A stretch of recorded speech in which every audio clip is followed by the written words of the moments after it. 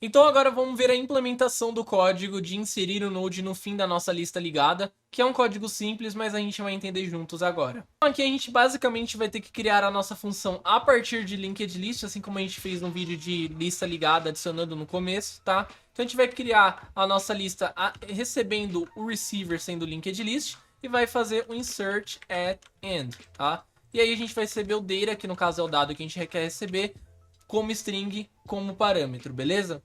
Então, como ele vai ser o último item, a gente tem que fazer com que new node ele seja criado a partir de um ponteiro de node, certo? Onde data vai ser o dado que a gente receber por parâmetro e o next ele vai ser nulo, porque ele tem que ser o último item, né? Como ele vai ser o último item, ele tem que apontar para nulo.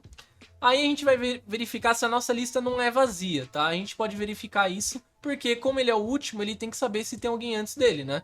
Então a gente vai fazer um if ll.head, se for igual a nulo, a gente simplesmente vai fazer com que ll.head receba o new node, receba o new node e dê um return, né? Porque ele vai simplesmente colocar com que ele seja o primeiro, mas ao mesmo tempo ele vai ser o último também, né? Então a gente verifica se ele é nulo primeiro. Se ele não for nulo, a gente vai fazer parecido com o que a gente vem fazendo no print list e no find length, que é basicamente pegar o current, que é o atual nível, né? Então a gente vai fazer um ll.head, que é o primeiro item, né? E a gente vai fazer com que for current, então enquanto o current.next não for nulo, então a gente vai ficar nesse for. Enquanto ele não achar o último item, ele não vai parar. Então enquanto ele não encontrar esse cara, eu vou fazer com que current.next, na verdade o current, receba o current.next. Então enquanto eu não encontrar o próximo sendo nulo, eu vou ficar indo pro próximo item, beleza? Assim como a gente já fez.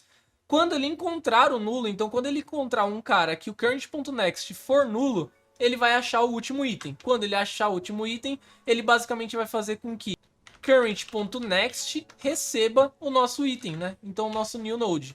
Se a gente colocar agora o nosso insert at end aqui no caso, a gente colocar nodes.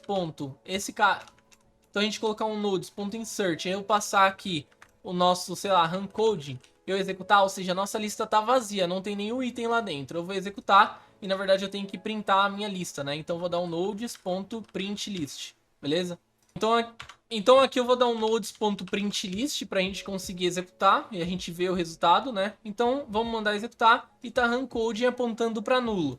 Então se eu colocar um novo cara aqui, colocar channel, por exemplo, eu executar novamente, ele tem que inserir como última posição. Então run code apontando para channel, apontando para nulo. Se eu colocar aqui, por exemplo, YouTube, ele deve apontar run code channel YouTube. Então apontando para nulo porque ele é o último item, beleza? Então é basicamente dessa forma que a gente consegue inserir um item no fim da nossa lista. Basicamente a gente procura toda a lista até achar o último. Quando a gente acha o último, a gente fala para ele apontar para o nosso novo item, que aponta para nulo. E aí ele vai ser o novo último item da nossa lista, beleza? Então é basicamente dessa forma que a gente resolve esse problema aqui em Go, beleza? Então no próximo vídeo a gente vai começar a entender como a gente insere um item numa posição definida. Ou seja, eu quero inserir numa posição que eu quiser, então eu vou lá e consigo fazer dessa forma, tá? Vai ser um pouquinho diferente, um pouquinho mais complexo, mas a gente vai entender juntos também, beleza? Então vejo vocês lá.